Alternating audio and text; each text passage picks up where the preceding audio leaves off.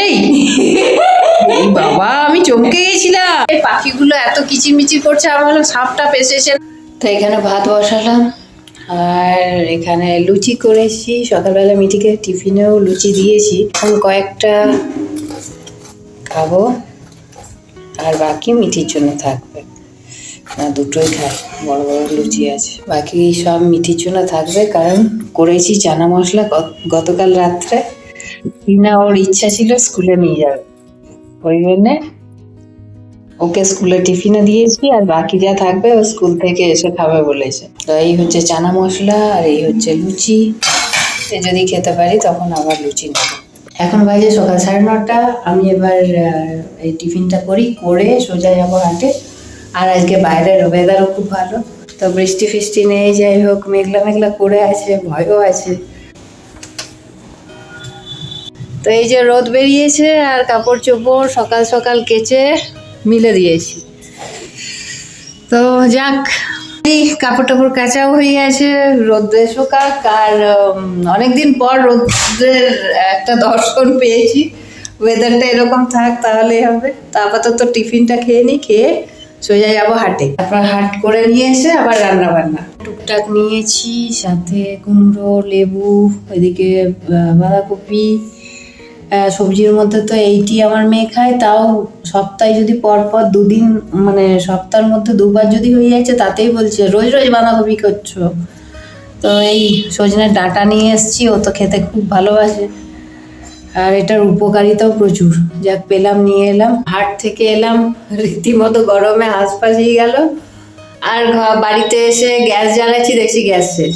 এখন মাথায় হাত যে গ্যাস শেষ, রান্না হবে কি করে? ইন্ডাকশন তো খারাপ হয়ে পড়ে আছে, কত জন্ম হলো। ওইটাই ভয় পাচ্ছিলাম কদিন ধরে, কারণ আমার তো সিঙ্গেল সিলিন্ডার। গ্যাস শেষ না হওয়া পর্যন্ত গ্যাস নিতেও পারবো না। আমি দেখি গ্যাসের ব্যবস্থা করি, নাইলে আজকে রান্না বান্না টোটালি বন্ধ করে দিতে হবে। তো আজকে আর রান্না বান্না করা যাবে কিনা দেখি। গ্যাস না পেলে তো রান্না হবেও না। ইন্ডাকশন থাকলেও বা প্রেসার কুকারে একটু কিছু করে নেওয়া যেত, সেদ্ধ ভাত। আর এদিকে একটা নিয়েছি আনারস আর আম। তো আমার মতন আম প্রিয় কে কে আছে?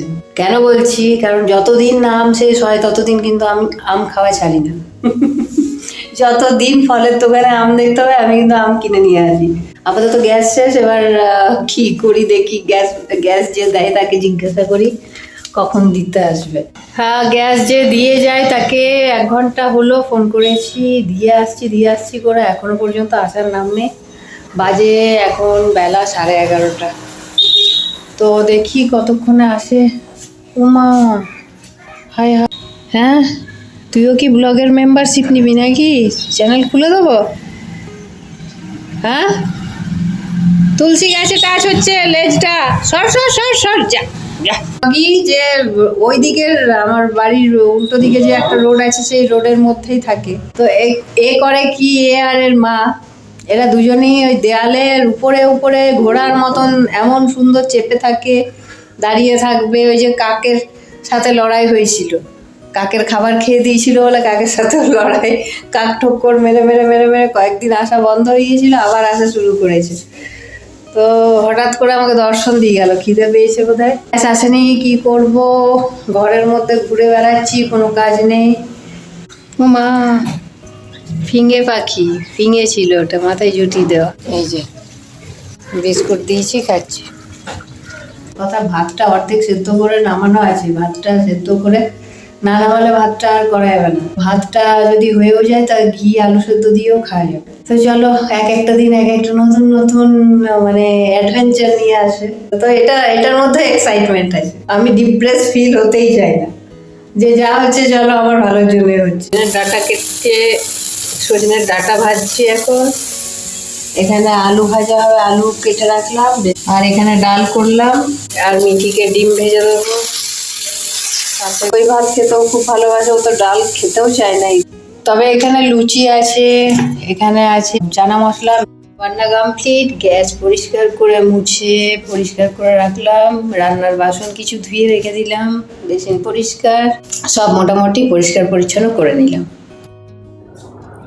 তো মিঠি স্কুল থেকে চলে এসেছে, বাজে এখন বেলা প্রায় 2টোর কাছাকাছি বাজতে চললো। ওদের 1:30 ছুটি হয়, 1:50 বাজে। তো আজকে পরীক্ষা ছিল, হিন্দি পরীক্ষা। তো কেমন হয়েছে সেটা জিজ্ঞাসা করে, তো রিয়াকশন দেখুন, বলছে কিচ্ছু পারিনি, এই না ওই না। ও তো আমার স্নান টান হয়ে গেছে। মিঠিকে আজকে বলবো গ্যাস নেই, রান্না বান্না করিনি, দেখি ওর রিয়াকশনটা কি দেয়, আগে সেটা দেখি। মামা এসে স্নান করে শুয়ে পড়েছে, আজকে রান্না বান্না কিছু করিনি, গ্যাস নেই। মারার প্ল্যান করেছো? মারা কালকের ঘুমটি আছে? কালকে চানা মশলাটা আর কি হলো? আছে?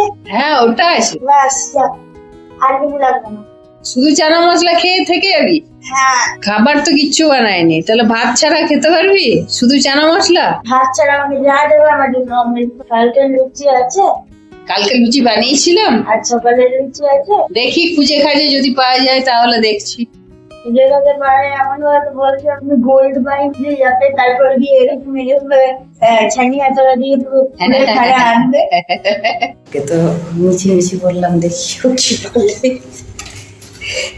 এই যে এই হচ্ছে ওর জন্য খাবার সাজিয়ে রেখেছি, দই, চানা মশলা, সাথে সকালে লুচি বানিয়েছিলাম সেগুলো দিয়েছি, আর 1 মুঠো ভাত দেবো, আর আলু ভাজা দেবো। তো এই একটু ভাত, আলু ভাজা, আমারটাও রেডি করছি, দিয়ে আসি। এই এই বাবা, আমি চমকে গেছিলাম। তুই পিছনে লুচি লুচি কেন দিলে? ভাত কেন? 5টা মাত্র লুচি আছে মা। না খেয়ে তুই ভাত খাবো না।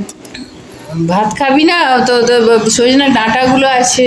আচ্ছা ঠিক আছে, না খেতে পারলে তখন খেয়ে নাও। এই পাখিগুলো এত কিচিরমিচির করছে, আমার ভাবলাম সাপটা এসেছে নাকি। মিটিকে খাবার দিলাম, বাইরে বৃষ্টি চলে এসছে, আর বাইরে কাপড় চোপড় আজকে কেচে মিলেছি। সকালে বলছিলাম না প্রচুর রোদ, কাপড়গুলো তুলে নি সব এখানে মিলে রাখলাম বারান্দার মধ্যে। তার বর্ষাকালের তো এই দৃশ্য। এই যে মিঠিকে তো খেতে দিয়েছিলাম, ও কাচ্চে খাক, এবার আমি খাবারটা খেয়ে নিই। আর মিঠি ভাতের ভক্ত নয়, একটা প্রবাদ ছিল ভেতো বাঙালি, একদমই তাই না। আমিও ভাতের ভক্ত নই, ছোটতে ছিলাম খুব ভাত ভক্ত, ভাত ছাড়া চলতো না, কিন্তু এখনো তাই না। আর মিঠির মধ্যেও সেই জিনিসটা আছে, ওর রুটি লুচি। তো পশু পাখি সবাই আমার বন্ধু, পাখিগুলো যদি কিচিরমিচির না করতো আমি দরজা খুলে দেখতে পেয়ে যেতাম না, আর নইলে বৃষ্টিটা বুঝতেও পারতাম না। কারণ এখন তো বৃষ্টি আর ওই রকম ভাবে আসে না, না এখন বৃষ্টির কোনো সারা শব্দও পাই না, ঝিরিঝিরি ঝিরিঝিরি পড়তেই থাকতো। আর আমি মিঠিকে খাবার দেওয়ার নামে সব ভিজে, যে পাখিগুলো আমাকে হেল্প করলো, এবার নিশ্চিন্তে খাবারটা খায়। যাই হোক, এই হলো আমাদের মামের আজকের দিনের গল্প। যদি ভালো লেগে থাকে তাহলে অবশ্যই লাইক, শেয়ার আর সাবস্ক্রাইব করবেন। আবার দেখা হবে নেক্সট ব্লগে। ভালো থাকবে, সুস্থ থাকবে, টাটা।